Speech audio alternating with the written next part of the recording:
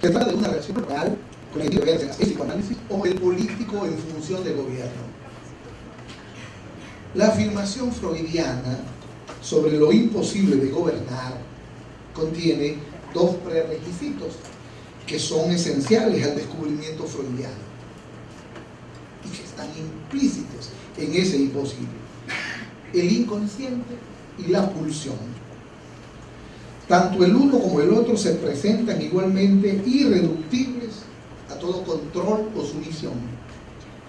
Se trata de un claro mensaje de parte de Freud dirigido a los políticos. No existe posibilidad de gobernar a los hombres si no se toma en cuenta ese real implícito tanto en el inconsciente como en la pulsión. La conceptualización por parte de Freud de la pulsión de muerte, en ese gran texto que se llama Más allá del principio del placer, lo condujo a considerar a la civilización afectada de un malestar estructural, ineliminable, imposible de superar por cualquier proyecto político. De esta consideración freudiana va a surgir en los años 60 un movimiento de pensamiento que propugnaba el establecimiento de un diálogo entre psicoanálisis y política, entre psicoanálisis y marxismo, para ser más específicos, con la intención de lograr la integración de ambas disciplinas y lograr así, por una parte, dar cuenta de ese malestar estructural en la civilización y por la otra de construir una suerte de teoría de la ideología apoyándose en los resortes aportados por el psicoanalista. Es digno de destacar que todas estas confrontaciones, las habituales tensiones entre psicoanálisis y política, fueron llevando progresivamente al psicoanálisis a arriesgarse en lo que atañe a la política misma del psicoanálisis, a ponerse a pensar sobre la presencia, sobre la posición que él debe asumir ante lo colectivo, qué política seguir ante lo colectivo. Es así que el psicoanálisis, al menos el de la orientación que se inspira en los avances hechos por el francés Lacan, ha comenzado a abrir en diversas partes del mundo instituciones de atención psicoanalítica para atender pacientes de bajos recursos, niños o mujeres maltratadas. Hay que considerar también que hay hombres maltratados que deberían ser tomados en cuenta. Se intenta por esta vía concreta incidir no ya solo sobre el individuo, sino sobre la polis, en el sentido de tener una presencia en la polis, tanto política, en el sentido de lo político, como en el sentido de la ciudad. Y Aliana Santana acaba de desplegar un programa bastante complejo de cómo encontrar un lugar en la ciudad. Es sabido que la condición misma para el ejercicio del psicoanálisis como instrumento para ayudar al sufrimiento humano, la condición está constituida por el Estado de Derecho, condición indisociable de la democracia. La mejor ilustración de la necesidad de esta condición está dada, por ejemplo, por la suspensión del ejercicio del psicoanálisis en la antigua Unión Soviética por parte del Parlamento bolchevique en 1918. Al ser considerado el psicoanálisis una práctica pequeño burguesa. Igual situación acontece en Cuba, a pesar de la reciente creación en La Habana de un pequeño grupo que se dedica a estudiar a Freud y a Lacan. En este aspecto se impone entrar a evaluar lo que ha acontecido regularmente con el psicoanálisis. Cuando una situación política de corte dictatorial, explícita o no, irrumpe en el colectivo de un país. Lacan decía que el inconsciente es la política. Quiere decir que no es algo escondido necesariamente para el sujeto. ¿Por qué el inconsciente es la política? Porque comporta una relación. El inconsciente es una relación entre significantes. La política es una relación entre seres humanos. El inconsciente, repito, comporta una relación, se genera a consecuencia de una relación, de allí que podamos acceder a él por la vía de una relación con un otro llamado psicoanalista. La consideración del hombre, por ejemplo, como un animal político se asienta desde la perspectiva psicoanalítica en el hecho de que es a la vez un ser que habla y que es hablado por otro o por otros. El hombre, en tanto sujeto del inconsciente, recibe de un otro el discurso que lo sujeta, las palabras que lo representan y que al mismo tiempo lo someten y lo alienan por medio de una serie de significantes que Lacan identificó como sujeto, como significante amo, los sujetos uno. El psicoanálisis ilustra, por tanto, algo sobre el poder político. Enseña que se puede ejercer una influencia sobre los demás, eligiendo algunas palabras que puedan llegar a la masa, que toquen puntos sensibles de esa masa y que además sean palabras que la gente quiera escuchar. Se trata de llegar a identificar qué espera, qué quiere el otro de la masa, el otro de la gente, de mí, hombre político que aspira a llegar al poder.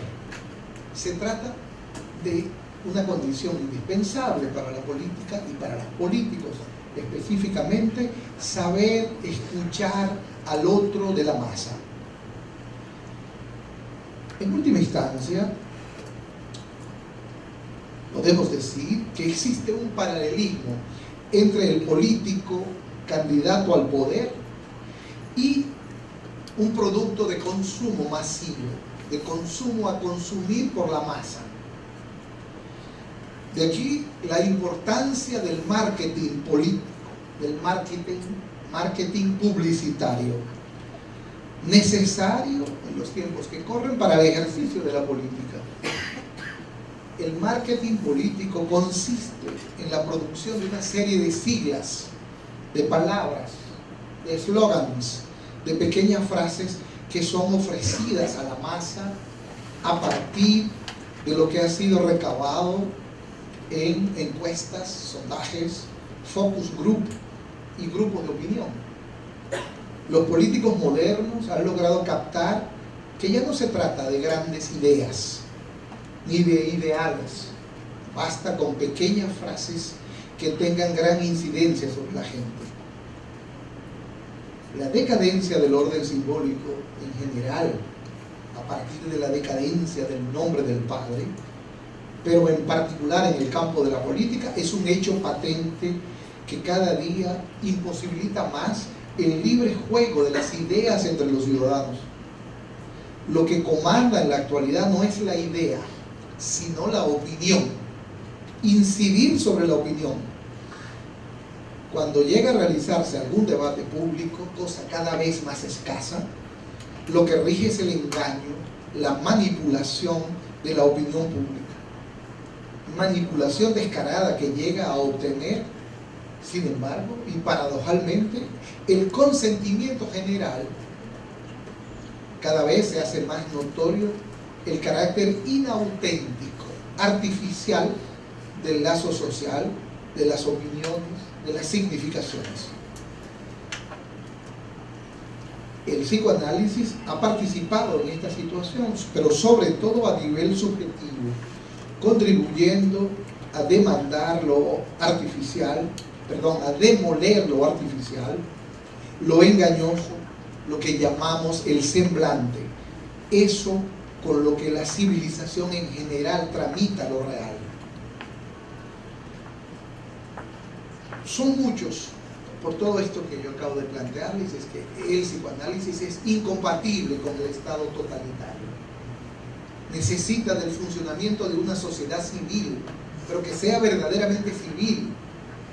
Necesita del funcionamiento del libre juego de ideas, del libre debate, y no escamotear eso bajo los eslogans o las frases hechas. Son muchos los que afirman que el Estado totalitario encuentra un sostén en un mito que lo funda. Hay un catedrático español llamado Dalmacio Negro, quien sostiene, por ejemplo, que el mito del hombre nuevo caracteriza a los regímenes totalitarios del siglo XX. Y se pregunta si llegará también a ser propio de los regímenes totalitarios del siglo XXI.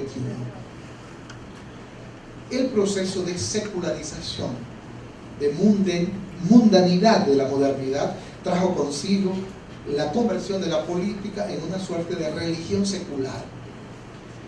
Inicialmente, el hombre idealizó sus potencialidades racionales, pero luego este hombre pasó a depositar en el Estado y en el poder lo que antes también se había colocado en la religión, es decir, la protección y la seguridad proveniente de manera incuestionable de parte del otro. Es lo que plantea Freud en El porvenir de una ilusión. El hombre busca protegerse del desvalimiento que siempre ha experimentado frente a la naturaleza, frente al universo. La increencia del hombre en su capacidad para lograr su propia salvación, incapacidad tan preconizada en la totalidad de las religiones imperantes, conlleva la creación de mitos, entre ellos el de la regeneración de la humanidad, por intermedio, por ejemplo, de la formulación del mito del hombre nuevo, hombre que estaría capacitado para hacer frente a su incompetencia, a su inconsistencia, a su impresión subjetiva de minusvalía y desamparo.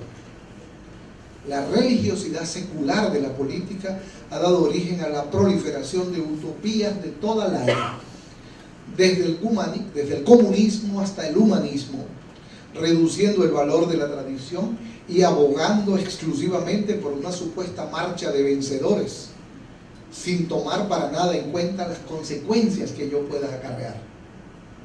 Entre estas consecuencias destaca la entronización en el espacio público de conceptos o de ideas que son consideradas como irrefutables.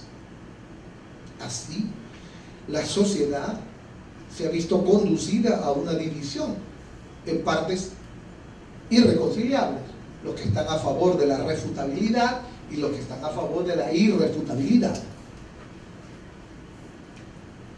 Unos a favor de la concepción totalitaria basada en el mito del hombre nuevo, dependiente del Estado y del poder imperante, otros apostando a las posibilidades del hombre de hacer frente por sí mismo a sus faltas, a sus fallas, reivindicando su autonomía, su independencia de cualquier otro, en relación a cualquier otro, como el mismo. El psicoanálisis ha sido acusado de antihumanista, pero es que el humanismo, al estar igualmente basado en lo universal, no se sostiene. El llamado humanismo contemporáneo, soportado por el discurso de la ciencia, se asienta en el absurdo de pretender que el otro es su igual, su semejante. El otro tiene una particular tendencia, el otro con mayúscula, donde incluimos todos los pequeños otros también, una particular tendencia a manifestarse como no semejante. Lo que enloquece verdaderamente a la concepción que tiene el progreso